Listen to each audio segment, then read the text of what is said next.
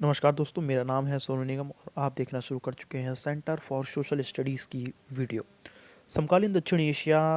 आप जानते हैं कि समकालीन दक्षिण एशिया में भारत, नेपाल, श्रीलंका, पाकिस्तान, बांग्लादेश, मालदीव ये सब आते हैं, भूटान। तो इन सभी देशों के साथ भारत के क्या संबंध हैं?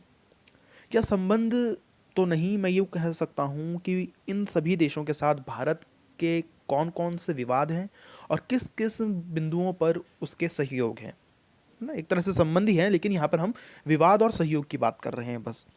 तो सबसे पहले मैं बताऊँ आपको नेपाल के साथ भारत के क्या संबंध हैं। अच्छा, भारत और पाकिस्तान का, क्योंकि सबसे बड़ा संबंध यही होगा, भारत पाकिस्तान और भारत बांग्लादेश। तो उसकी एक अलग वीडियो है, अगर आपने वो नहीं देखी है तो डिस्क्रिप्शन में जाके आप उसे देख सकते हैं। यहाँ मैं आपको बाकी के 4 जो छोटे-छोटे देश हैं उनके बारे में बताना चाहता हूँ। भारत नेपाल का क्या संबंध है? भारत नेपाल का संबंध बहुत खुशियों भरा है। एक तरह से अगर देखा जाए तो लंबे समय से भारत नेपाल एक दूसरे के दोस्त रहे हैं।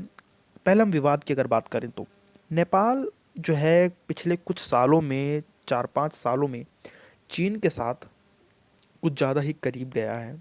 चीन के साथ नेपाल की दोस्ती बढ़ी है और इस दोस्ती के कारण भारत सरकार नाखुश है, क्योंकि चीन हमेशा भारत के खिलाफ काम करता है और भारत सरकार को ये अंदेशा है कि वह नेपाल का इस्तेमाल करके भारत को परेशान या भारत को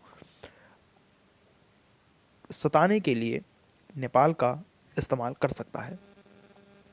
दूसरा ये कि अगर आप देखें तो कुछ सालों पिछले पिछले कुछ 10-12-15 सालों में नेपाल की सरकार ने जो नेपाल की धरती पर भारत विरोधी काम हो रहा है या भारत विरोधी तत्व जो काम कर रहे हैं वहाँ, उनके खिलाफ कभी भी वो कुछ मजबूत कदम नहीं उठाती है। इसको लेकर भी भारत बहुत संदेह में रहता है और नेपाल से नाराज़ रहता है।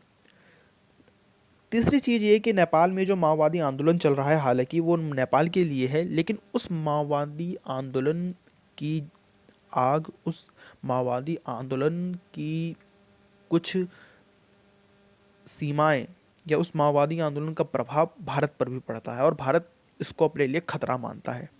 तो नेपाल में जो माओवादी आंदोलन चल रहे हैं वो भारत के लिए खतरे से कम नहीं है, ऐसा भारत का मानना है और यहाँ पर विवाद है।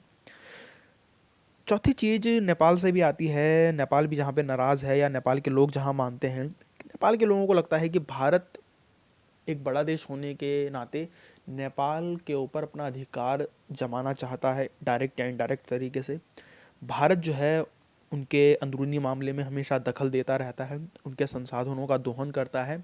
इसलिए उनका मानना है कि भाई नेपाल को जो है भारत से हमेशा दूर ही रहना चाहिए।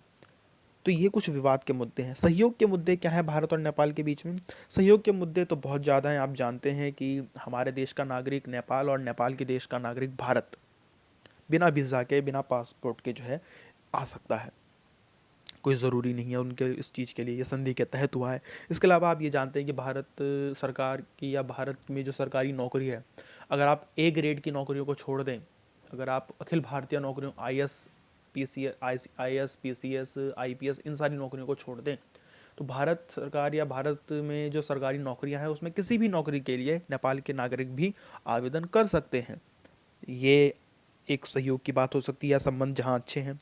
दोनों देशों के बीच में व्यापार को लेकर बहुत अच्छे संबंध हैं, वैज्ञानिक सहयोग है, प्राकृतिक साधनों की हम एक दूसरे इस्तेमाल करते हैं, बिजली का उत्पादन दोनों मिलकर कर रहे हैं, जल प्रबंधन, ग्रिड के मामले पे, आपदा के मामले पे या बाढ़ के मसले पे दोनों बहुत सहयोग का काम करते हैं।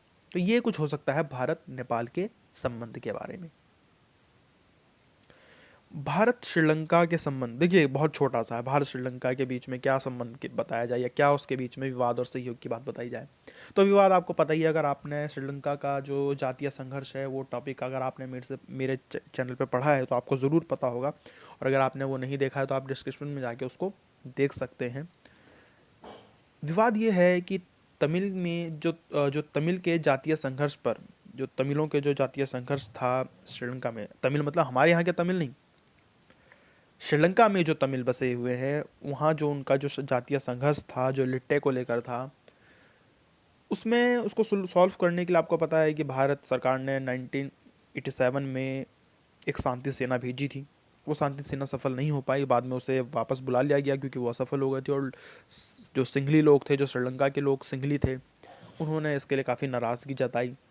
तो उसके बाद से ही आप देखेंगे कि उस सेना के फेल होने के बाद से ही, उस सैन्य हस्तक्षेप के फेल होने के बाद से ही भारत जो है वो श्रीलंका के इस मसले पर, जातीय संघर्ष के मसले पर एक असंलग्नता की जो स्थिति है वो बनाए रखा है। मतलब वो हस्तक्षेप नहीं करता है इन सब मामलों में अब। तो ये एक विवाद है दोनों देशों के बीच में कि श्रीलंका की सरकार तमिलों के ऊपर अत्याचार करती है, तमिल जो है एक टेररिज्म की भावना से वहाँ पर काम कर रहे हैं। सहयोग की अगर मैं बात करूं तो सहयोग में आप देख सकते हैं कि दोनों भी देशों के बीच में मुक्त व्यापार समझौते, एक फ्री ट्रेड एरिया बनाने की बात की गई है, मुक्त व्यापार क्षेत्र बनाने की बात की गई, जो हस्ताक्षर किया गया उस पर और अमल में भी लाया गया। तो दोनों देशों के बीच में मुक्त व्यापार समझौता है।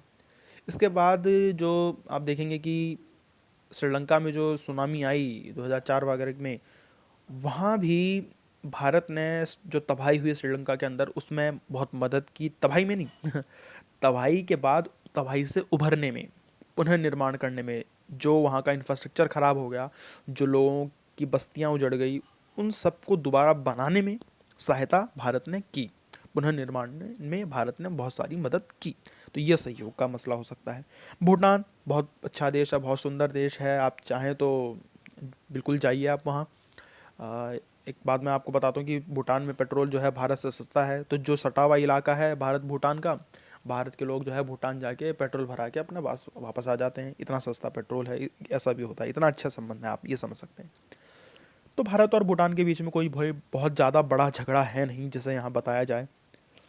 यहाँ तक कि संबंध इतने अच्छे हैं कि भूटान ने अपनी ज़मीन पर, यानी भूटान के अंदर जो भारत के खिलाफ काम हो रहा था, जो उग्रवादी वहाँ मौजूद थे, जो गुरिल्लाज वहाँ, गुरिल्लाज मतलब जो गुरिल्ला सैनिक जो होते वो मौजूद थे भूटान के अंदर, तो भूटान ने अपनी ज़मीन से उन्हें भगाया है, उनके ऊपर कार्रवाई की है, उन्हें खदेड़ा है।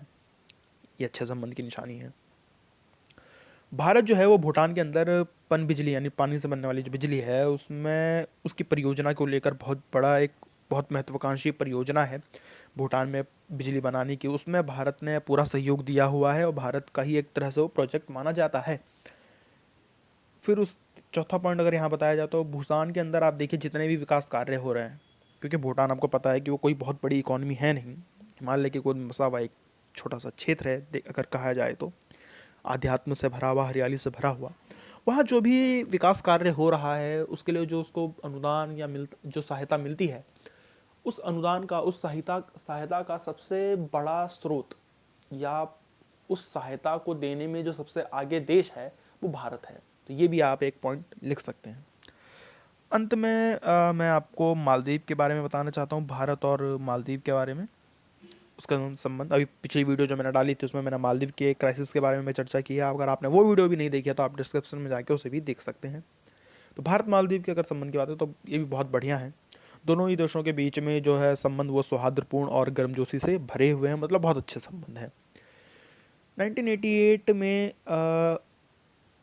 मालदीव के ऊपर कुछ भाड़े के तमिल सैनिक का मतलब यहाँ पे मुझे श्रीलंकन तमिल से है, जब उन लोगों ने मालदीव के ऊपर हमला किया तब मालदीव ने भारत से मदद मांगी और भारतीय सेना ने तुरंत ही अपनी फौजी कार्रवाई जो है मालदीव के मदद में की।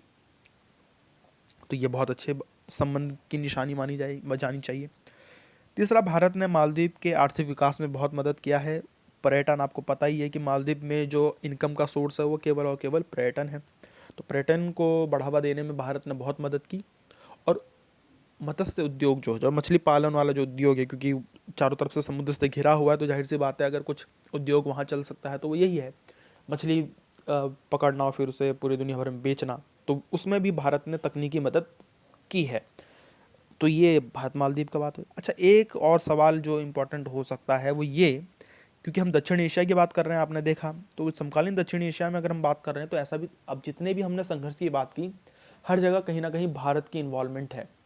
कुछ ऐसे भी तो संघर्ष हो सकते हैं इस एरिया में जहां भारत इन्वॉल्व ना हो, बाकी के देश इन्वॉल्व हो। तो बिल्कुल ऐसे हैं, आप कह सकते हैं कि नेपाल और भूटान जो है उनके बीच में संघर्ष चल रहा है। क्या संघर्ष चल रहा है? भूटान के लोगों का मानना है कि कुछ नेपाली जो हैं अवैध रूप से उनके नेपाली नागरिक जो है भूटान में बस रहे हैं। ये संघर्ष है दोनों देशों के बीच में, नेपाल और भूटान के बीच में। दूसरा बांग्लादेश और म्यांमार के बीच में है रोहिंग्याओं को लेकर, आप इसको सर्च कर सकते हैं। रोहिंग्या जो मुस्लिम्स हैं उनको लेकर जो है नेपाल, बांग्लादेश और म्यांमार के बीच में, जिसे आप पहले बर्मा कहते थे, उनके बीच में संघर्ष है। तीसरा आप कह सकते हैं बांग्लादेश और नेपाल के बीच में भी है, हिमालय नदी के जल बंटवारे को लेकर, आपदा को लेकर, उसके पानी को छोड़ने, उसके पानी को रखने, कौन उसका इस्तेमाल कितना रूप से करेगा, इसको लेकर भी दोनों देशों के बीच में विवाद का एक मसला बना हुआ है। तो आप ये समझ सकते हैं कि यहाँ ये कुछ मैंने आपको बताने की कोशिश की है जो आप लिख सकते हैं आसानी से। तो मैं उम्मीद करता हूँ कि आपको समझ में आया होगा। बाकी वीडियो को देखते रहिए, चैनल को सब्सक्राइब करें, वीडियो को लाइक और शेयर करें ताकि इसका फ़ायदा कई लोगों को मिल सके। धन्यवाद।